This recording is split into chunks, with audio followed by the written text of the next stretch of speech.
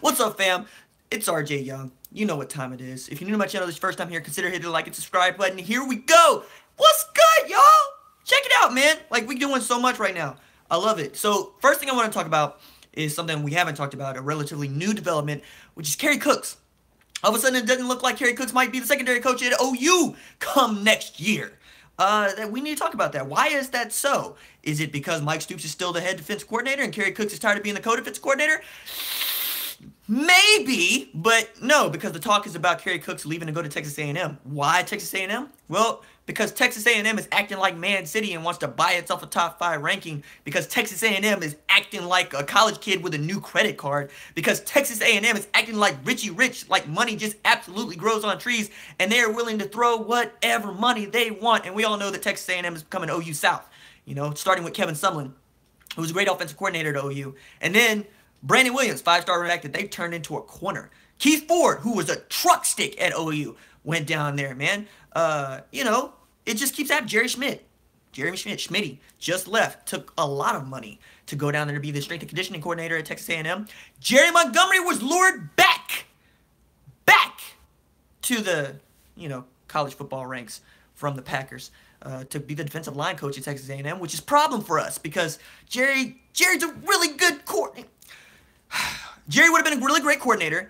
He's a really great recruiter, and he's an awesome defensive line coach. I mean, turned Charles Tapper and them into straight monsters. Turned Romar into a monster before he fractured his back. Turned Jordan Phillips into a monster. You know, helped groom Jordan Wade. Anyway, I think this is a new development, and we probably need to be worried about it. Why would Kerry Cooks want to go to Texas A&M? Because Jerry Montgomery and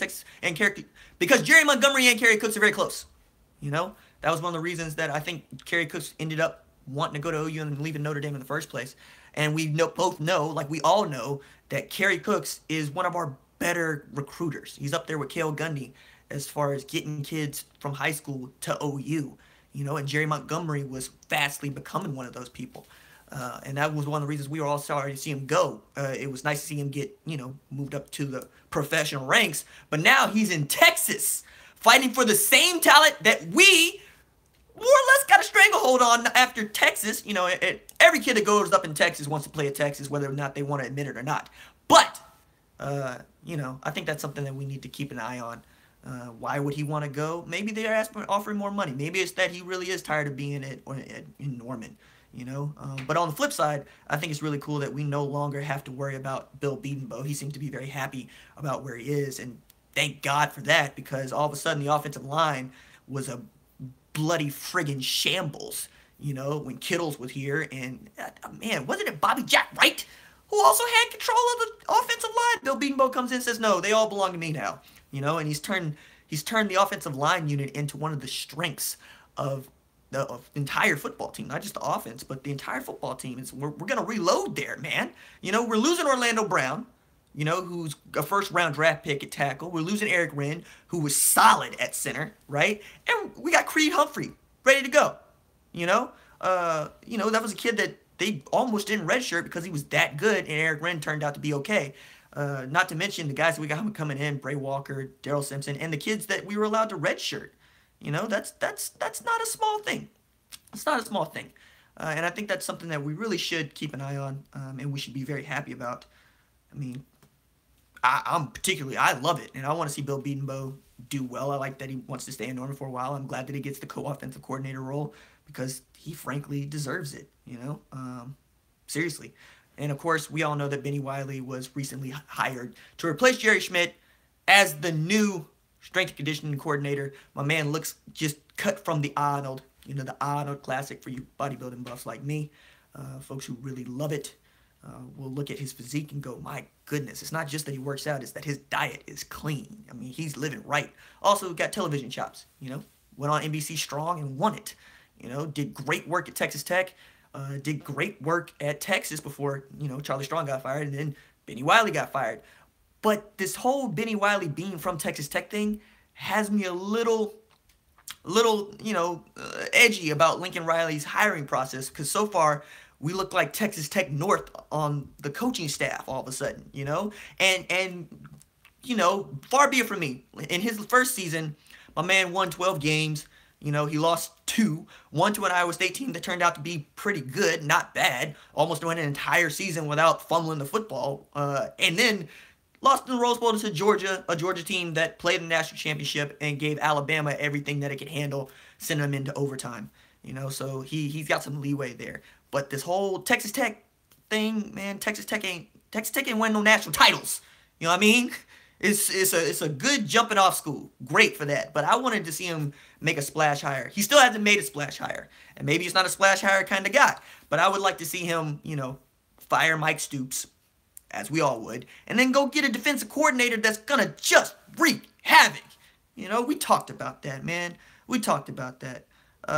Before we get to the roll call, and we'll get to the roll call in just a second, I want to give a shout out to all the folks who support me on Patreon, patrons of the channel, because this new set that you guys see, this hardware that I'm able to live stream on, remember when I was getting hacked by Georgia fans, right? And I was able to, 1, restart another live stream, and 2, have software in place to combat the next one that happened. That's all because of the patrons. That's all because of Super Chat, right? That's because of all of you, right? So real quick, I'm just going to go through it. Andrew Souther, thanks, man. Benjamin Baker, appreciate you. Billy Meck, thank you.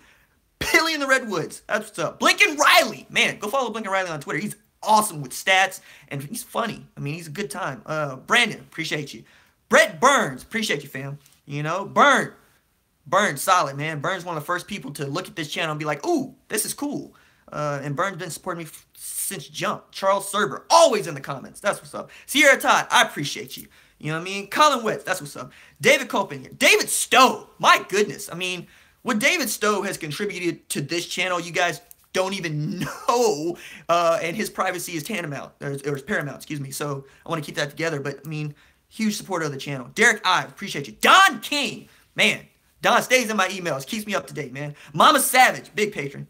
Well, of course, Mama Savage gave birth to me, ultimate patron.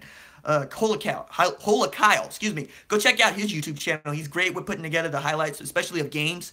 Like right after the fact, he's usually got the highlights of the game up like in several hours. James Greathouse, I appreciate you, fam. Janice Campbell, that's what's up. I appreciate you. Joe Morford, I appreciate you. John Evans, that's what's up. Justin Wood, stays in my mentions. That's what's up. Keith Cotner, I appreciate you, fam. Kellen Keimer, that's what's up. Kennedy Chrissy, yeah, man, Kennedy found me early too. Kevin Nichols, I appreciate you. Lloyd Grissom, that's what's up. Mark Witcher, I appreciate you, fam. Norman Burfield, stays retweeting me, man, that's what's up. Patrick Chavez, I appreciate you. Pete Allen, that's what's up. Red Dirt Sport, go follow that guy on Twitter, also another great follow. Robert Lane, who created a Twitter account after he became a patron just to follow me. I mean, that's awesome, you know.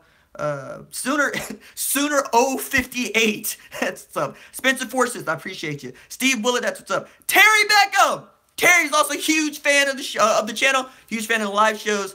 You know, created an internet friendship with her. It's very cool. Found out later that her son is Clark Beckham, who is a just extremely talented singer, and really cool guy. You know, also internet friend. Shout out to the Beckhams. Tony Eubanks, I appreciate you. Trace King, I appreciate you. Trey King, that's what's up. So, if you're a patron, you hit me up in Super Chat. Man, I love you. Thank you so much.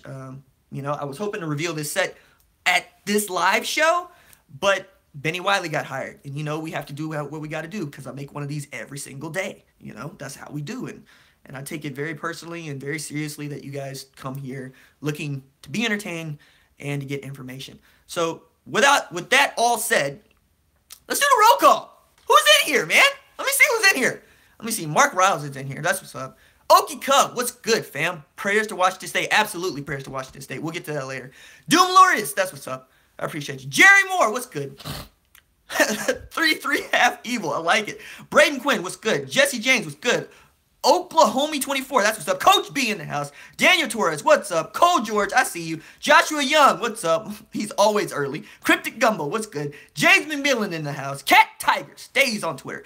David Whitney, that's what's up. Nathan One Hank's Best, I like it. Billy in the Redwoods, that's what's up. Southern Pride in the house, I like it, fam. Jeremy Meehan, that's what's up. Andrew, what's good? Kev Hill, that's what's up. Derek Ives, I see you, fam. Steelboy, what's good? Evan Russell, that's what's up. Doc, what's up? Brandon Raider, what's up? Brandon Raider, excuse me, what's up? Daryl, what's good? Sydney, what's up? Riley May, that's what's up. Kate, how you doing? Let me see. Cornelius Neal in the house. Spencer, what's good? Ross Crane, I see you, fam. Let me see. Norman's in here. I see you. JSL, what's good, fam? Sooner Bomb, what's up, Bomb? Bomb got some big things popping. That's what's up. Larry Schneider, what's good? Stephen Farrell, I see you. Walker Folks, what's up? Jeff Kirkland, what's good, fam? Stephen Gordon in the house. John IBN stays in the comments. I love the fam. Richard B, what's good? Flame 4512. Craig Walker's in here, listening and cooking. That's how you do it, fam. Ike Omick, what's good? And I know Val, she does that too. She listens to this show while she cooks dinner for her posse. That's what's up. Jeff CCR, hey, there's Val. What's up, Val? MHQYC, GD, what's up? Hey, you're sick, but you in here. I like it, man. Mike McCoy, what's up? I appreciate all the love for the new set, man. Y'all did this. I mean, y'all did this. I couldn't have done this without any of you. You know, this microphone, you might have noticed that it was one of the first things that I invested the Patreon and Super Chat donations into. You know, let's try to get some better sound in here, man. I appreciate that. Cornelius, what's up? So, that's another thing that I wanted to let everybody know. Talk fast, I gotta get covered dish dinner. Ha! I got you, Sydney. So, I want to let everybody know that since we went over $300 a month, Patreon dollars, from 38 of you, you know, that's what's up. That's a huge number. I'm doing a bi-weekly podcast now. Something that you'll all be able to download over iTunes, over Stitcher. I might try to run it through firemikestoops.com, firemikestoops.net, my website, clearinghouse for these shows if you want to get caught up and you're not on YouTube. Also where various Sooner writings that I do over at SB Nation end up as well. But firemikestoops.net is going to be so lit with these podcasts because I'm so excited about it. We're going to have segments. We're also going to be able to do, check this out. I'm going to drop this in here real quick. I dropped it in here earlier, but I have a call-in number now, man, where you guys can call into the show. Isn't that awesome? You know, you call it up, you call that number, you know, you can leave a voicemail. And, you know, it's a question that you want answered. It's a comment that you want posted. I'll be able to put those in videos. But mostly what I'm looking for is to take those and, you know, answer them, talk about what you guys want to talk about on the podcast, in addition to a lot of other, well, surprises that we're going to get started up for you guys next month. But let's get to some business. You know, let's get to some business. So this is team news and recruiting update. So the first thing that I think everybody needs to know is what I talked about in the news roundup on Friday. Tank Jenkins made an official visit over to Oklahoma after, man, it seemed like a year trying to get that guy on campus, you know, and something or other would always come up where he couldn't. All right, Nathan, I see you, fam. Where he just couldn't make it, you know. And finally, you know, a couple weeks before signing day, Bill Beatonbow pulls a rabbit out of his hat. And he makes it to campus, you know, and he gets hosted by Rodney Anderson in the gang, hosted by Creed Humphrey in the gang, has a good time, has good things to say. I just, you know, if you could check out Twitter, I just retweeted a picture of Tank and Ojimo, who's another visitor that we had over the weekend, who are in Sooner jerseys, and they look good. They're enormous. They're enormous, man. I'm really excited about this class. I really am. It's filling out nicely. The early enrollees, there wasn't one that was missing, you know. They're just, man, I'm so excited about it. Like, they finally did the signing day video that they do for all the commits, all the guys that commit for Brendan Radley-Hiles, Bookie, and it was lit, you know. I'm just so excited about this class. I mean, early enrollees, if you don't know, they are Starlin Baldwin, Miguel Edwards, Patrick Fields, Union, Tulsa, stand up, that's what's up. TJ Pledger, of course, Bookie, G. Redmond, you know, those guys have shown up, you know, and I'm really excited about getting them. You know, so I see a lot of you have already started to post about something I was going to talk about later, but it's, you know, it's obviously on everybody's mind right now. So let's talk about prayers up for Washington State quarterback Tyler Helinski and his family. You know, apparent suicide. Tyler was 21 years old, and as a person, you know, very much dealing with depression myself, and this channel was one of the ways that, you know, I started making these to give myself something to look forward to that I like doing, and the community has come around it, man. And I'm telling you, like, you guys have saved me. You don't know it, but you have. You know, the way that you look forward to these videos, the way that you reach out on Twitter and emails, you know, support the channel on Patreon, you know, support it with super chats here. That you listen and you want to interact. These are all things that save people. Are you guys lagging? You lagging? Yeah, we're lagging. Okay. I'm working on it. Just getting back. Yeah, man. Yep. Working on it. Refresh it. Refresh it. It works if you refresh it. Yep. So, if you can hear me, fix the damn lag. RJ Voice, King Rico in the house. That's what's up. But no, you know, it's all important. It's all very important. And I'm so about it. Let me see. Let's get to some comments. What do you guys got? Ojimo looks like an athletic freak. Ojimo's huge. Ojimo's he's a massive human being. If you can hear me, tell me that you can hear me. Hey, Nancy, I see you. If you can hear me, let me know that you can hear me.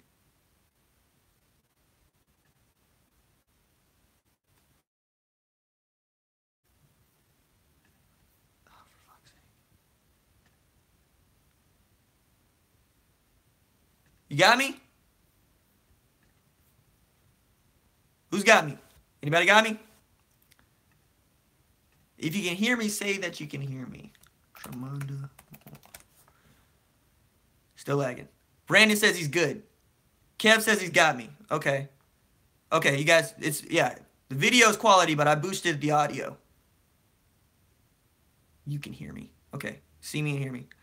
Good. Lagging, but can hear me. Okay, so I'm going to talk while I try to fix the video, but if you can hear me, that's okay, cool. All right. So if you can hear me, just bear with me while I try to fix the video. There is no news yet on Tremonda Moore. All right? That's the thing that I wanted to get next. I just don't know where the guy is, and I think there's a lot of folks that want to know where the guy is. But we're also looking at you know, being okay there. Quite honestly, like any other year, we might have a problem with offensive linemen and offensive tackles, but that's just not who we are right now, man. Like, we're really stacked at that position, and that's one of the things that I wanted to hit on when we're talking about Bill Bedenbaugh and what he's been able to do with the offensive line, man. Because we're already talking about how Creed Humphrey could be one of the linchpins on that line right after we know we're losing Eric Wren and we know we're losing Orlando Brown. But, you know, we also are ready for this because, I mean, I'm looking at the guys that redshirted this year. You know, Adrian Ely redshirted this year. Marquise Hayes redshirted this year. That's two 4-star linemen, you know, that we were able to redshirt this year. That's how good we are. You know, we were able to redshirt the #1 player in the state of Maryland this year. That's not too shabby, fam. You know, and that's Bill Bedenbaugh doing work. And you're talking about Creed Humphrey, who's a kid that was just from just down the road in Shawnee. You know, so if we don't get Tremonda Moore, I'm okay with that. So what is it? Why are people all of a sudden really scared about Riley's brother becoming a part of the staff? You know, like, let me see. Tremonda Moore, the sources close to him said that he doubt will be there for spring because of JUCO stuff. Yeah, and that happens. I mean, if anybody remembers the whole Quincy Russell saga, I was there for that. I had to cover that. That was hell. That was hell. I couldn't stand it because trying to track down JUCO kids who don't want to be found, you ain't gonna get very far. You know. Yeah, he's a QB coach. Makes no sense. That's Burns said about Riley's brother. Calvin Riley, by the way, I think. No, not Calvin Riley. What? Help me out, Burn. I'm blanking on Lincoln Riley's brother's name. What's Lincoln Riley's brother's name? Because I know he's at Kansas. Garrett. That's it. Garrett Riley. Thank you. My goodness, I was blanking on it. But no, that doesn't make any sense. You know, because, I mean, we know who the quarterback coach is. We know who the offensive coordinator is. Which brings me around to Blinken. Blinken. Okie Cup says Blinken is Lincoln Riley's brother. I like it. That's what's up. But that brings me around to people worrying about the wrong hires. You know, everybody thinks that, seriously, people are thinking that Riley was going to spend that 10th assistant on his brother, and it doesn't make any sense. It really doesn't. It doesn't make any sense. What we need is more help defensively and qualitatively. I expect one of the quality control assistant, right? The guy that you really can't put on staff, but you would want to, one of those analyst kind of guys, to get that 10th spot, you know? And no, we don't need any more offensive coaches. What's up, Brendan? We're fine there. We need, I was thinking it was John Wilkes. It could be. We have 5 defensive assistants and only 4 offense assistants. Personally, I want Vonnie back, but I still think they go, oh. Yeah, and that's the thing. So, like, if there's a group think that that Chip Viney's he's a no-brainer because he's familiar with the organization. He's familiar with the program. The players loved him when he was here, working with the DBs. I mean, Julian Wilson just spouted praise for Chip Viney everywhere he went. He was a really popular follow on Twitter. Had a lot of very nice things to say. I actually wrote a story about Chip Viney while he was here, and I think I think I might make a video about that story to clue everybody in who doesn't know who Chip Viney is, about who Chip Viney is and what he's about. But I also like it because if Kerry Cooks does decide to go somewhere, and if he's at all looking, and it's not this year, but it might be next year, Chip Viney would be a natural replacement at defensive backs coach, that's secondary. And that's what I was really thinking about, why it's a no-brainer. Because if you got a guy like Kerry Cooks who becomes a hot commodity, and it's becoming clear that OU has a price threshold that they're only going to go so high with their assistants now, especially with the new tax bill, which is convoluted. But let me put it this way. Folks that, what's up, Jesse? I'm good. Folks that once were able to donate in such a way that they could write it off and so forth, so on, to the university are going to have a hard time with that. The university's going to have to pay taxes on things it didn't have to, or the athletic program's going to have to pay taxes on things that it didn't have to pay taxes on before. All to say, Oklahoma isn't being cheap. They're having to really just work in the same economy that the rest of us are having to work in, and they're going to have to hire at least one more person. So if you will, for a second, take into account that most of, like, the lowest assistant, like, coaching assistant at the University of Oklahoma doesn't make less than $300,000 a year, right? So let's say you got to pay $300,000 a year to a 10th assistant. Who are you going to take it from? You know, you don't want to take it from somebody who's already got a raise and a salary, and I don't even think you could do that legally. But that just means that you're not going to be able to pay your defensive coordinator $2 million. Fire Mike Stoops. You're not going to be able to play any coordinator that kind of money at Oklahoma and still operate in the black. And that's one of the things that Joe C. has always prided himself on. And frankly, one of the things I'm most proud of when I walk around with this on my chest is the University of Oklahoma football program does not bring down the university as a whole. It subsidizes it. You can go to almost any other university in the country, and the football program takes money from the university just to operate. Where that's not true at like 10 universities in the country, just 10, and they're all ones that you know. Ohio State, Michigan, Texas, OU, blue blood, dyed-in-the-wool Nebraska football programs that have had history of over, 100 years minimum. Let me see. Burns says hired Troy Polamalu as defensive backs coach. Okay, sure, but I would rather just hire Joey Porter to coach the defense and save some money there too. I really want a new defensive coordinator, man. Golly. Like, come on. Give me somebody young. Give me somebody hungry. Give me the kind of guy that rocks his head around backwards.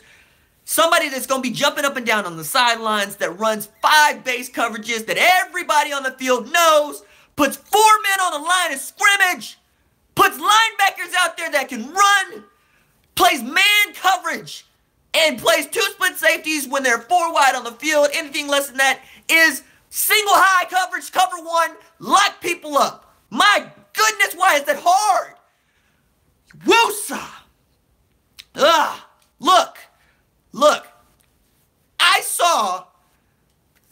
I saw Kirby Smart try to run the same kind of defense that Mike Stoops tries to run against spreads, and it's this stupid 83 defense, which I'm going to have to make a video about. Look, the idea of the kind of defense that Mike Stoops thinks works against most of the pass-happy offenses that we play against is called an 8-3.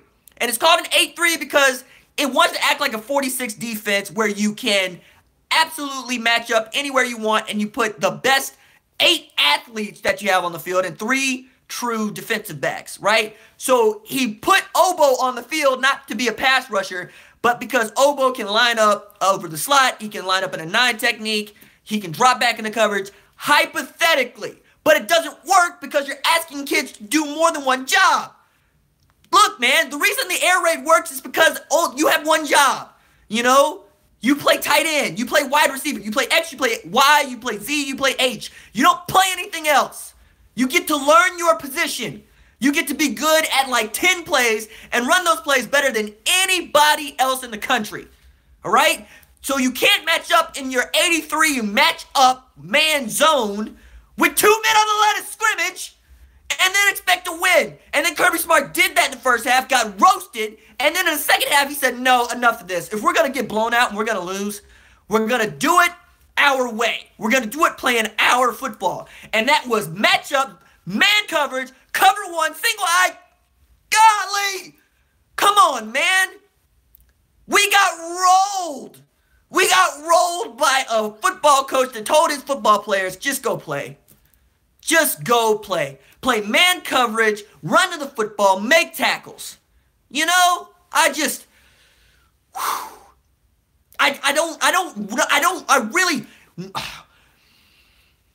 really don't understand. Okay? I don't. Like I'm picking apart your scheme, Mike. And then, you know, it's really hard to say, again, I mean it, fire Mike Stoops, because look at the kids we're bringing in, too. That is the one concession I will allow Mike Stoops. He can recruit. Or at least he can hire people to be his assistants that can recruit. Because he landed a 5-star corner, right? He's got 4-star players everywhere. I mean, we thought that Addison Gums was going to be great. We thought he was going to have like 9 sacks this season. You know, and people bet against Obo, and Obo just won Big 12 Defense Player of the Year, you know. And Caleb Kelly's a monster. And then you allow Ricky DeBerry to switch to the other side of the ball. Why? Yes, John's got it. Whip your man football. That's why you win. That's how you win, man.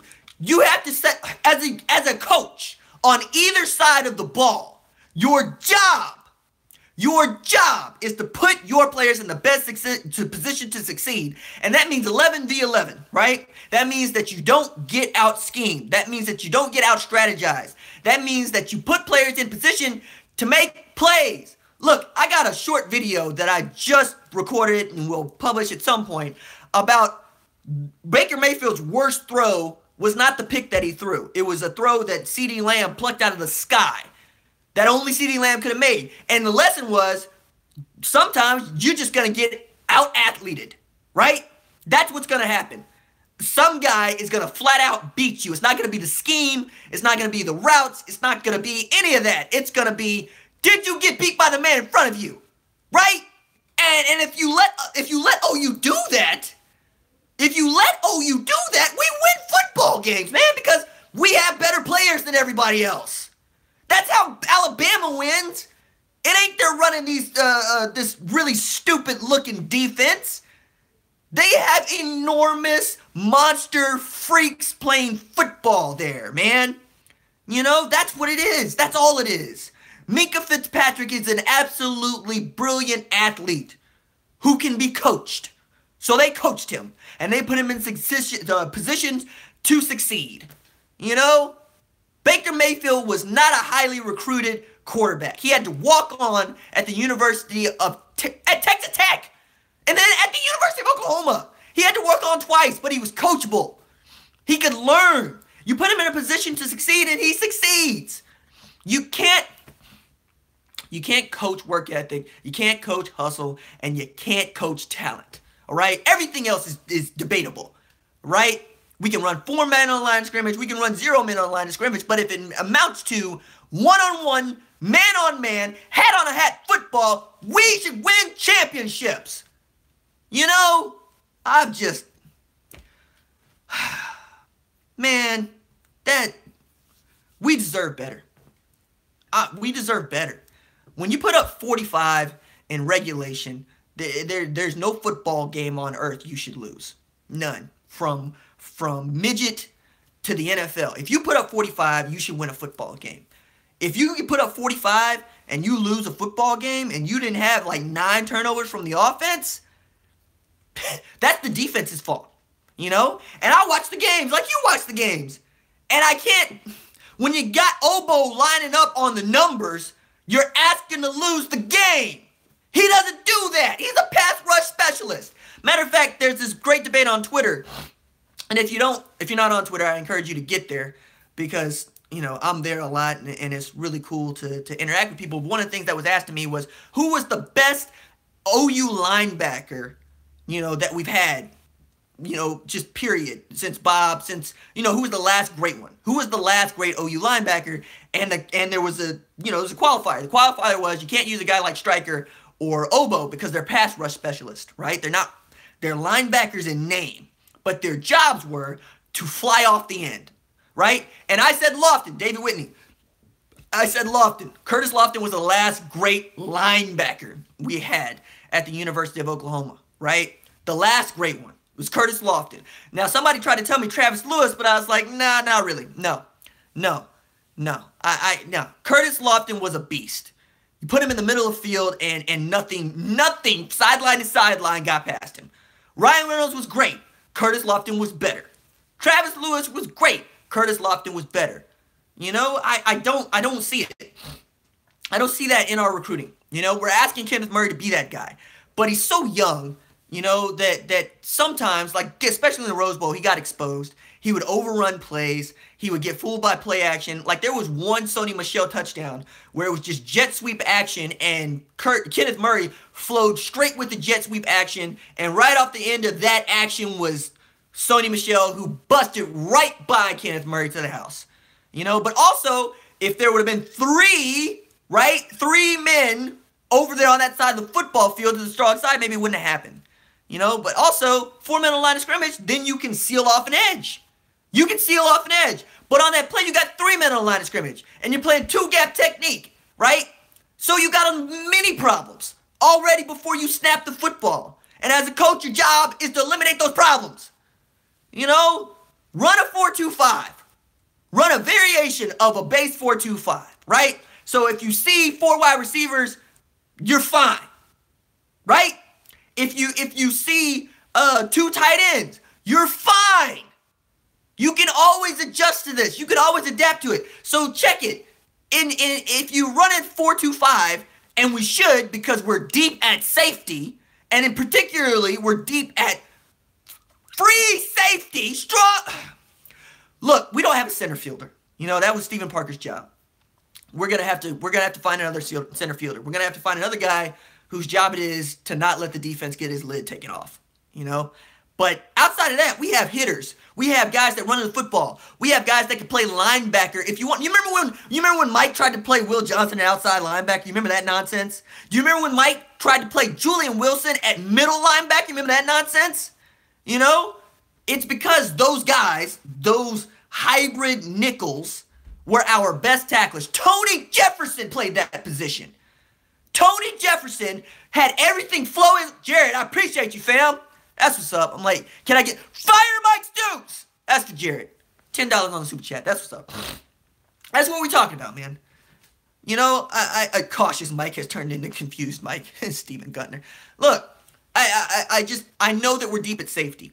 I know that's a thing that we can fix. I know that I know it's not what a lot of people want to hear, but we're built to run a 4-2-5. Put Kenneth Murray and Caleb Kelly in the middle, or put Kenneth Murray and Ricky DeBerry in the middle. Put Caleb out there as that third safety. You already want to do it. He already looks that way. He always runs like that. He's a weak side. He's a Roquan Smith kind of player, you know? Any news on Leon? Leon O'Neal is still undecided, but he looks leaning this way. That's the news on him. Caleb is a natural will. You know, he's a natural will in any in any really scheme that you play in. But especially in a 4-2-5 because you only have a Mike and a Will in a 4-2-5. You know, you have a middle linebacker and a Will that can split out on slot receivers or cover up tight ends or whatever. But you can also, you got places to go, people to see with that kind of shit, stuff. You know? Will Radley start? Yeah! Brendan Radley will start. But he's going to have to earn it. We're okay at corner. You know, we got Trey Norwood, who needs to put on some weight, but he's scrappy. Like, many people want to tell me that Trey Norwood doesn't really want to play. But I know that scoop and score that Stephen Parker picked up off the ground didn't happen unless Trey Norwood came flying down from 7 yards deep off the ball to go make a play, you know. Because he strung that play out, it was allowed to get blown up by Caleb Kelly and then the scoop and score for Stephen Parker. So Trey Norwood wants to come in there and tackle. And that's one of the things that I like about Bookie. Bookie wants to tackle. Bookie doesn't like to get thrown on. If you haven't seen it, I encourage you to go watch the 5-star Bookie radley-hiles commit video that I put up because it's got some really, really great U.S. Army highlights of just how good that kid is and what he can do that other people can't do. Caleb would not get blown up on wide receivers on sweeps. No, but that's also but if you ask him to play inside the tackles, you're asking too much from my man. You know, watch some 03 games. That D was loaded with beast at linebacker and DB. True story. True story. Bookie don't wrap up. Yeah, well, and that's the other thing. Yeah, you can make that knock on him about not wrapping up, but we play in a league where he doesn't have to wrap up. We play in a league where his job is to prevent balls from coming down out of the air, not to stop the run. You know, that's one of the reasons why our wide receivers could run roughshod over Georgia's because they're not used to having to run down the field all that time. You know, they're used to coming up to stop the run too. That's another reason why they're enormous and they look a lot like safeties as opposed to Big 12 pass cover guys. Because that's what we do in this league. We have to cover passing plays. You know, that's what we got to guard against. Let me see. What else we got in here? No reason DBs can't tackle. No reason why anybody can't tackle. You know, that's another glaring weakness of this defense. You know, one of the Nick Chubb play that will be infamous now, where he broke 3 tackles on the way to the 50-yard touchdown. As I remember it, Amani Bledsoe had him dead to rights. Stephen Parker had him dead to rights, and Obo had him dead to rights. He still broke all the tackles. You know, Will Johnson was getting blown the heck up. Yeah, and then all of a sudden decided to play in the postseason. You know, he didn't have a bad postseason. Like the Big 12 title game was probably the best game of his career. Let me see. Jark Daly, red shirt, 17 linebacker, gained 20 pounds, almost 245. Yeah, but I want to see how he moves in that body, Kirkland. I want to see how he moves in that body. That's always a gamble. Because Jordan Evans put on a bunch of weight, and I was skeptical about him until I saw him, you know, play in the middle of the field. Also, another freak athlete who can play multiple positions. You remember Jordan Evans was a defensive end in Norman North who also returned kicks? That's the kind of guy that Mike Stoops likes to recruit. The problem with that is that guy doesn't have a position. You know, football is a game of positions. It's not a positionless game. You can't mix and match. You can't interchange. You can't play Percy position on defense or really on offense, but at all, right? Especially at this level. You can get away with playing, you know, Jason White school of Tuttle football where, you know, Jason White played quarterback, wide receiver, running back, kicked the extra point, quite literally. But this is big boy football. You know, we can stomp down some NFC South teams. That's how good OU is. That's how good the top 10 of college football is, and that's who we have to compete against, right? And that's why I keep asking for Lincoln to pull the trigger on Mike Stoops. This is ridiculous. If our new strength and conditioning coach is worth his pay, we won't have to worry about small corners. That's not necessarily true. That's the wrong way to look at a strength and conditioning coach. Let me back up that real quick, just so people argue with me. The job of a strength and conditioning coach, first and foremost, is not to break the merchandise. All right. So like if a bunch of your guys start pulling hammies, you're gonna get fired, right? And if they're pulling hammies because you're working them too hard, you're gonna get fired. You should think of a strength and conditioning coach as a high-end mechanic, the kind of person who works on Ferraris, the kind of person who works on Le Mans cars, the kind of person who works on Formula One Indy race cars, where your job is just to tune, right? You're tuning them because they're already elite. The engines are already purring. The brakes, the motor, the wheels, all of it. It's already primo. Your job is to tune it, to get the maximum value out of it. But if you overtune it, you're going to break it. You're going to break it and it's going to blow up. You know, so that's a thing to bear in mind when you're talking about what a strength and conditioning coach is supposed to do. That's one of the reasons Jerry Schmidt was so good at his job, is because he had a way of making these kids bigger without hurting them. And that's not an easy thing to do. It's a very hard thing to do, because you got to be mindful, cautious. You got to know when to press and when not to press. Speaking of which, people keep asking me about that thing that we don't talk about, but if you look behind my head, see that? Yeah, there's that thing that we don't talk about. It's always going to be here, man. It's going to be here. More questions. You guys got more questions? Let me know. What do you think about all of Mike's activity on Twitter? Was silent until recently and now tweeting like crazy. Smokescreen? No, I think somebody's tweeting on Mike Stoops' behalf. You know, that's what all the support staff is there for. They have social media coordinators like everybody else. You know, they give them their passwords and they go tweet, and, you know, maybe Lincoln does a few of his. I doubt he does them all. You know, and I think Bob was the same way. Yeah, they all got ghost tweeters. And they all got people that go behind them to clean up their, you know, and this is players too, to clean up their social media accounts. Like, they give over their passwords and somebody goes through in the middle of the night and scrapes their tweets for crap. Although this is the internet and everything is forever on the internet. So you always have to be mindful of that kind of stuff. We don't worry about recruits. We worry about coaches coaching them up. Yeah, that's true to an extent. Again, talent beats talent.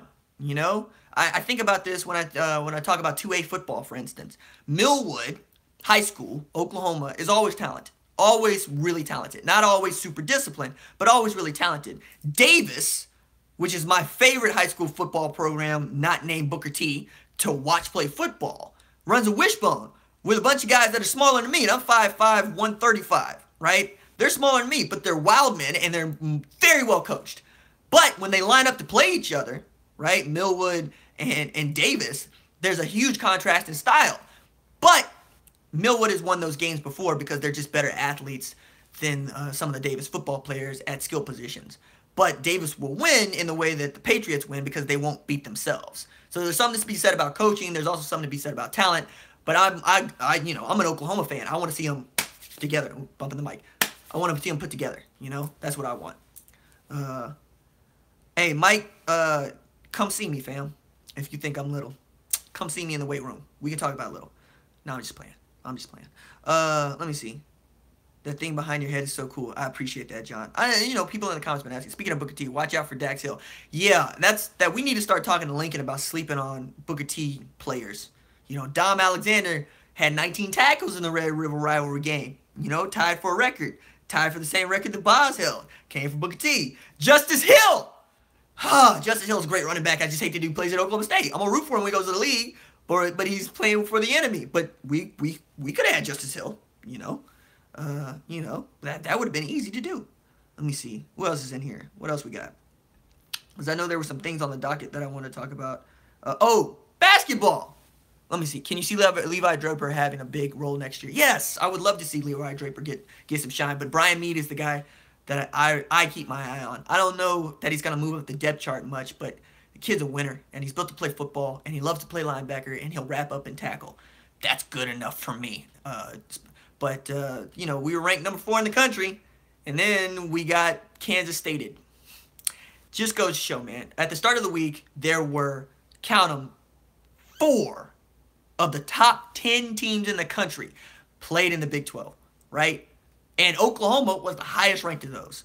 So it was Oklahoma, West Virginia, Texas Tech, Kansas. You know, and then Tech pulled the upset against West Virginia. Then Kansas beat West Virginia. Then Kansas State beat us, and then Kansas State was unranked, so we'll take a hit in the polls. But it's also kind of telling about where the weakness is in Trae Young's game, right? Because we've all talked about how great he is and how special he is. But bear in mind that Trae Young, if he doesn't get double-digit assists, we're toast. Bear in mind that if Brady Manick doesn't light it up, we're toast. Because teams are resigned to Trae Young getting his. He's going to get 20, he's going to get 30. You know, we know all of that. But if Brady Manick can get into the game, if Kadeem Latin can get in the game, if Rashad Odoms can get in the game, if, you know, Christian James can get in the game, then we win it. But if you ask Trae Young to do it by himself, he can't, because he needs to be able to drop dimes to open himself up. So if you concentrate on taking away the second threat, which is Manic and his three-point abilities, you can beat OU. And we saw that with Kansas State. Kansas State forced Trae Young to commit turnovers, and that's all she wrote. You know, it wasn't even close after that. Man still got 20, but it was a terrible 20. You know, and he's still gonna win Player of the Year. But now everybody knows what the book is on Trae Young, which is take away everything else. Take away everything else and make him score all the points. Then the last time that happened, he scored 43 and we got a W, but it was still close, right? Need to go into overtime against TCU. So that's what I learned about the loss last night.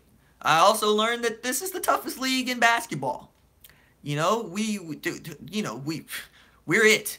You know, ACC can't hang with us. SEC can't hang with us. Pac-12 sure can't hang with us.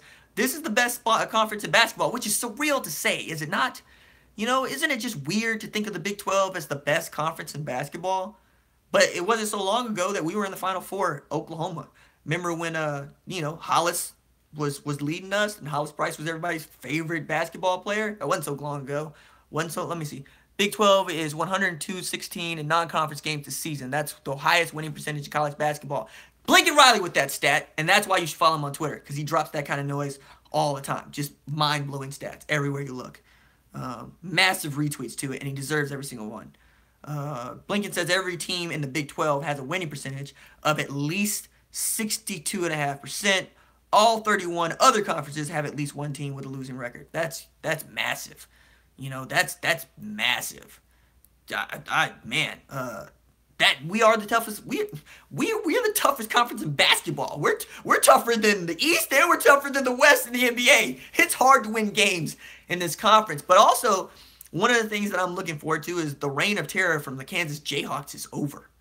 That's what I think is going to happen. I think that's the thing that I'm most looking forward to out of this basketball season, is I don't have to see Kansas raise another banner. Do you realize Kansas basketball has won the regular season conference title every year since I was in college, and I'm pursuing a PhD, fam. I just finished my first semester of PhD coursework, and in the time that I graduated college, was in college, graduated college, went to grad school, graduated grad school, worked 5 years. Hey, Blinken's wife, what's good? That Kansas still hasn't lost the regular season title. That's ridiculous. And I can't wait for that to end. It feels like the Kansas Jayhawks are the Patriots of this basketball league. Now, if only they could give some of that juice to their football program, so their football program was not a blight on our conference. Good God, Kansas, get better. KU has won the Big 12 men. Yeah, since I was born. Wow, Shrey, that's ridiculous. Every year since you were born? That's mind-blowing. That's like the whole thing about the Cubs when they won the World Series and how many generations of families never saw the Cubs win a World Series. That's ridiculous. OU ends its Kansas winning streak against us in Lawrence this year. That's also what I'm looking for, Lloyd. I might live stream after that game, especially if we win. If we win that game, I will probably be here. No promises there, but like, I remember being so close when Buddy dropped 46 and we lost in overtime. I was like, when we can't win, when Buddy drops 46, there's a problem. But that was a fun game. I got to cover 2 games at Allen Fieldhouse, you know, and it's everything that people say it is. It was a lot of fun. I enjoyed it. They put me in the rafters to cover the game. I didn't have a courtside seat because, you know, I'm not a newspaper. But it was so much fun. Shout out to Kerry Murdoch, who sent me up there to cover that game. Let me see. Go Cubs, go. Yeah, sure. Yeah, all right. I'll allow it. You know, I got nothing against the Cubs. I've got all the championships. I'm a Cardinals fan. So y'all can have the one. We'll keep ours. Go Red Sox. Ooh, Norman. That's what's up. That's what's up. Lots of Red Sox fans in Oklahoma. I dig it. I'm still pissed about 1988. We beat KU 3 times that year. Yeah, man, I hear. Kurt says, Royals babies, congratulations. You know, y'all have a lot to be proud of here as of late. Did something a lot of folks didn't think you could do. Same thing with the Astros. You know, right on cue. Astros fans coming up. Speaking of which, I've been playing with the idea of doing some Thunder commentary, you know, like Thunder Thursdays. Does anybody feel okay about that? Has anybody got, you know, grievances? Especially if you're a patron or you join Super Chat. Hit me up privately and tell me what you think about that, because, you know, if you are a patron or you do hit me up in Super Chat and you have something to say, I'm always listening. I'm missing your Baker Mayfield videos. Me too. Fire Billy Donovan. Ooh, yeah, buddy. All right. Seems like we got enough Thunder fans to give that a shot, so we will. My mother says I'm down with Thunder chat. That's what's up. So we might do a Thunder Thursdays type of deal. Michael Taylor says, go Patty Gasso, get another one. Oh, God, yes. So that was the real highlight of being an OU beat writer when I was an OU beat writer, is that I could count on the softball team to hold up its end in the postseason. I knew that they were going to get close, if not win it, every year. You know, there was no emotional blue balls, as they say, with the season, because Patty Gasso is a treasure. You know, I mean, from Kehlani Ricketts, who I wrote a profile about for SB Nation, won some awards for it, so I encourage you guys to go look at it. I'm really proud of it. That's why I'm telling you to go look for it. But from Kehlani Ricketts to Lauren Chamberlain to Paige Parker, you know, Patty Gasso has just been amazing with recruiting, amazing with development, amazing with winning championships. Oklahoma fans don't even wonder whether or not we're going to make it to the Women's College World Series. That's how good she is. We expect to go. You know, we own ASA Hall of Fame Stadium. Like, it belongs to us. And it's always cool because the national champs just got to go 17 miles that way and go win another national title. They never really have to win. Do you think Sherry Cole's time is up? Kay Sanders asked. No, I don't. I don't, because she's a women's basketball coach. Number one, you never expect a women's basketball coach to reel in the big bucks because nobody goes to, nobody goes to women's basketball games. They just don't do it. But what Sherry Cole is really good at, and I think one of the reasons that she is $1 million head coach, is raising money, which is a task. That's what Lon has to do. That's what Bob had to do, and what Lincoln has to do now. And that's what Patty has to do. There's a reason why Lon and Sherry go to every OU caravan over the summers. And, you know, Lincoln or Bob only had to go to a couple. But that's because their job is to help raise money. And one of the ways you help raise money is by going to places and talking and doing your thing and functioning in that capacity. So Sherry Cole will be here for as long as she wants. You know, I hear people telling me Sherry Cole's paid too much, but, you know, nobody ever wants to tell me that Mike Stoops is paid too much. Everybody wants to talk about Sherry Cole's salary. You know, for what? You know, if Mike Stoops can get paid close to $1 million to destroy my defense, Sherry Cole can get paid to coach women's basketball. Until you fire one, you can't have beef about the other. Panthers should come to Oklahoma. Nah, I'm cool. We have a professional football team in the state of Oklahoma. It's called the Oklahoma Sooners. That's how I feel about that. You know, let them keep them. Let's see, what else we got in here. Anybody? Any other questions? Mike shouldn't even be getting coaching staff. Why is OU's basketball defense bad? Because they're not rangy. You know, because they don't like to run zone. They don't. I mean, Lon doesn't like to run zone. He'll run it, but he doesn't like to run zone. He wants to run man because it's easier to match up, it's easier to coach, and it's easy fundamentally. But this team that we have, it's really built for defense in the front court because Jamani McNeese and Kadeem Latin hold up their end. They block shots, and they wipe the boards clean, and they let the guards do the scoring. But, I mean, if you want a lockdown two-way player, you should look to the NBA because there really isn't anybody other than maybe Miles Bridges at Michigan State who can do that, who can be the number one scoring option and the number one defensive option. So, I mean, you're asking for a bunch out of these kids. And since we average like 90 points a game, 95 points a game, we shouldn't have to play that much defense, you know? You know? Tide Pods go. Ooh, what are we talking about, Tide Pods? Start a petition to fire Mike Stoops. Yeah, it's been done. They don't care. They really don't care. I wish they cared, but they don't care. They're gonna keep riding this train, and I don't think this conspiracy theory thing is true. I really just think that it's Lincoln really thinks that Mike is good at his job. What about our golf team? They're really good. I'm sure they are, but you know that's like talking about the wrestling team. You know, I love wrestling. I'm a wrestler. All right, Coach B. Deuces, fam. Mike Stoops isn't worth the paper his paycheck is printing on. This is true. Cornelius Neal. I was wondering why not have Latin and McNeese in at the same time. Because you need to be able to spell the other one. A second RG for defensive coordinator. Hey, man, I'll take it. Just tell them to wipe my student loan debt clean, and I'll do it for cheap. Do you think it's because of the recruits as to why they haven't fired Mike? And that's a good question. If he hasn't fired, in the week following signing day, we know that he's here. We know that he's not going anywhere. We know that he's not going to go looking at other jobs. We heard like people were throwing out rumors, like Mike talks to them about him interviewing for the defense coordinator job at Florida State back when, and at Michigan State here lately. I don't think it's gonna happen. I think all of that is trash. All right, Okie. All right, let's do the roll call. Get out of here because I don't like to keep people longer than an hour. I've been trying to do half-hour shows, but it gets fun, and you guys are, you guys are also awesome. So roll call so I can get everybody out of here. If you're here, say what's up. Let's see. Mama. Hey, Mama. Oklahoma 24. That's what's up. Khaki Young, I see you. Chris Week, what's good? Kirk, what's good? Jason, what's up? Lloyd, what's up? Spencer, how you doing? GD, appreciate you. Micah, what's good? Val, hey, what's up? Jesse, what's good? Coach B, I'll see you, fam. Matthew, what's up? Cryptic Gumbo in the house. Sugarman Peters, I like it. Kyle Watts, what's up? Jesse Killen, what's good? Case Sanders, I see you, fam. Wolf G Zombie Wife, what's up? Austin, what's up? Cat Tiger in the house. Kev Hill, I feel you.